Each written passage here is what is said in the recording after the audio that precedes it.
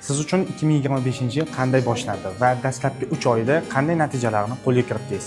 Keling, buni Bilimziyod hayoti bilan bog'laymiz va dastlabki 3 oy davomida Bilimziyod qanday natijalarni qo'lga kiritdi, bu haqida yangi hisobot dayjestimizda ko'rib chiqamiz. Qani, ketdik.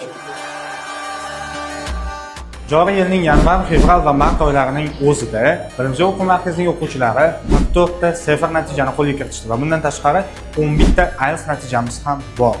44 ta sıfır natijani ichida 3 nafari C1 darajani egallashdi. Ya'ni 65 balldan yuqori ballni qo'lga kiritishdi.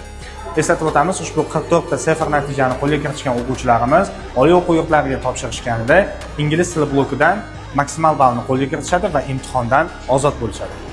IELTS natijalarimizni esa 4 tasi 7 ball va 7 tasi 6 ballni tashkil etdi. Agar sizga ham xuddi shunday yuqori natijalar kerak bo'ladigan bo'lsa, 71 kodi bilan 53773 raqamiga qo'ng'iroq qiling va tez orada sizni ham natijangizni shunday faxr bilan e'lon qilamiz. Bilimziyodda ko'rishguncha xayr.